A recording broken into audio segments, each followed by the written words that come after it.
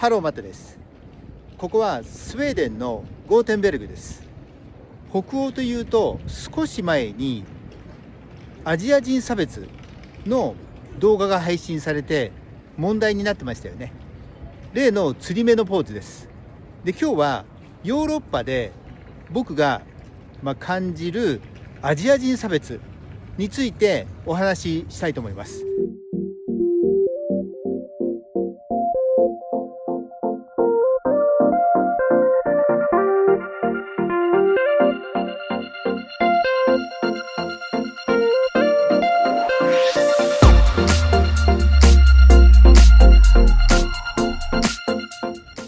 今日お話ししながら歩くこの場所はゴーテベルグスタッド。周りを映すとこんな感じでグーテンベルグとも書いてありますね。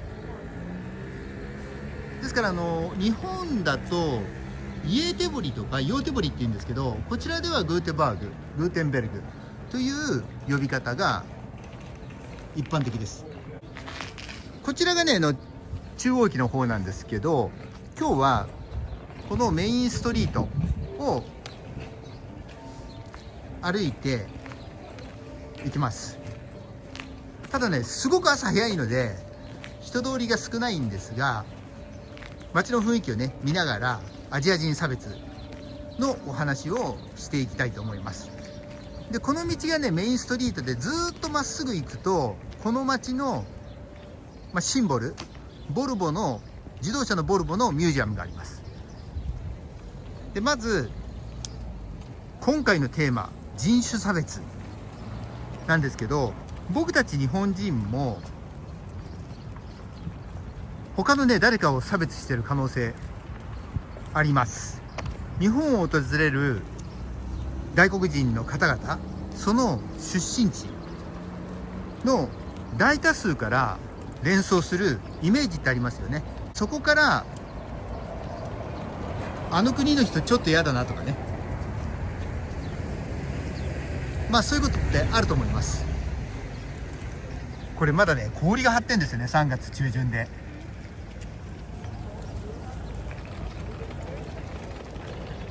要はね、それがヨーロッパの人たちから見た我々アジア人ってどうなのっていうことだと思います。で、僕の印象ではこのチャンネルのメインであるアメリカ、ニューヨークと今歩いてるヨーロッパとは少しね違う気がします。で、今回はヨーロッパの人に限ってのお話したいと思います。で、まずヨーロッパをすごく大きく分けると人種は3つです。で、これをねピラミッドと考えて、そのティアの、上から離していくと一番上がゲルマン人、次がラテン人、そしてスラブ人に分けられると思います。ゲルマン人はこの北欧、それからドイツ、イギリス、あと北部フランス、オランダ、ベルギー、この辺ですね。ラテンはもちろんスペイン、それから南部フランス、あとイタリア、ルーマニアも入りますね。で、そのあたりで、スラブ人はロシア、東欧、ウクライナも入ります。そして旧ユーゴの国々ですね。で、もちろんもっと細かく分けると、北部スペインとフランスにまたがるバスク人とか、あとアイルランドのケルト人とかもいます。ですが、その少数のね方々は今回は除外します。で、とにかくねざっくり言うと、この3つの人種にかつて植民地であったアフリカ、インド、アジア、そしてトルコ、中東からの移民がこのヨーロッパを構成していると思います。では、本題に行きます。人種差別。差別する人というのは教育、職業、世代との関連性が僕はねあると思ってるんですね。3つのパートに分けて1つずつお話ししていきたいと思います。でまず1つ目、教育。アジア人差別、教育は関係あるのか。答えはね、教育に関係なく差別します。高等な教育を受けている人は差別しないのか。これはね、高等な教育を受けていても、要はね、生理的にアジア人が嫌いな人がいるんですね。小柄で忙しそうで金勘定が得意に見えるアジア人がね嫌いなんです。ただはっきり言えることは、道端で汚い言葉とかをかけてくるような低レベルの人は本当に無知な人だなと思います。次に2つ目、職業。アジア人差別、就業している職業は関係あるのか。答えは若干関係あると思います。職業といっても2つに分けられます。一般企業かサービス業か。で一般企業、特に僕が接する日本人の方々の中で輸入業に携わっている人で、その多くはヨーロッパの方々と良いね人間関係築いてると思います。でこれは要はね、日本人がお客さんの場合ですね。でこの関係性においては人種差別とか冷たい対応少ないと思います。で逆にヨーロッパを顧客として日本から売り込んでいる方々、これはね難易度高いんですが、この仕事をされている方々も相手先は意外に商品だけを見てるんで、どの国だから取引したいっていうのはあまりねない感じがします。ですから一般企業の中で国際的なね商取引している方々にとっては人種差別少ない印象ですね。でもう一つがね、サービス業。これはね差別あると思いますね。でこれらの仕事はホテルとか飲食物販含まれます。とにかくねストレスがたまる仕事なんですね。言葉の壁、文化の違いだけではなくて、日々たくさん訪れる一元様の観光客にねうんざりしてるんです。だからね仕方がないなと思います。でどんな高級店でもあると思います。エルメスでもロレックスでもお金だけ持っているアジア人あんまりね好きじゃないと思います。ただ最近は Google の口コミを気にして少なくなってきたのは事実です。で最後に3つ目、世代ですね。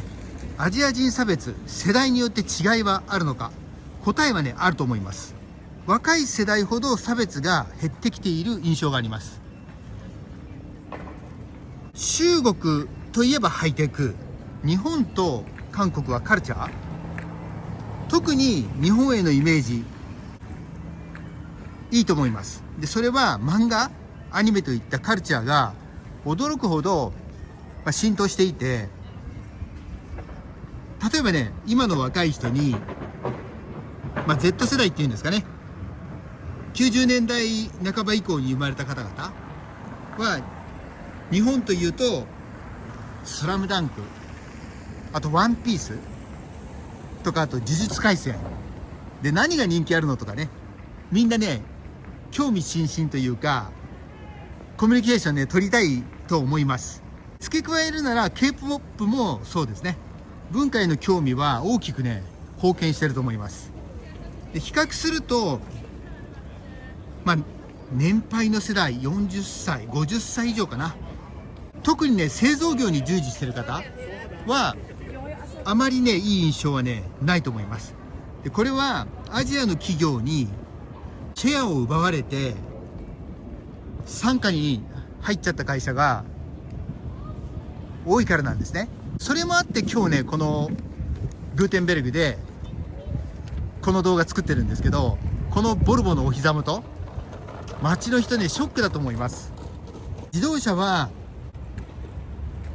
ボルボが中国で、サーブも中国で、サーブはなくなり、ジャガーはタタですよね、インドの。で、あとロータスも中国か。だからなくなっちゃったんですね。で、残っている今メーカーもほぼ壊滅状態なんで、これはね、2015年のパリ協定から、そこから始まった悲劇。でもこのパリ協定、もともとはヨーロッパの国々がそうしたかったんですよね。要はヒュンダイとかトヨタとか、その辺をちょっと懲らしめたかったんだと思います。で、そうしたらなんとバッテリーの供給元だった中国の会社が車作ってきちゃったんですよね。だからそういうのが現状なんで、やっぱりね、ある程度年を取っていて、かつ製造業に従事している方々はアジア人のイメージ良くないなと思います。で、これもう少しまっすぐ行くと、そこにワールド・オブ・ボルボっていうボルボのね、ミュージアムがあるんですね。で、僕はね、実はそこに早朝に行ってみようと思っていて、今歩きながらこれを撮ってます。で、今日は北欧の街を歩き、ヨーロッパで感じるアジア人差別のお話をしました。で、これ動画で見ていただくと本当にね、アジアの人とか中東の人いないですね。さすがにこの街まで来ると。で、僕のチャンネルでは仕事で訪れた場所でのこのようなお話ができればと思ってます。で、もし面白いと思ってくださったらチャンネル登録をしていただけると嬉しいです。では失礼します。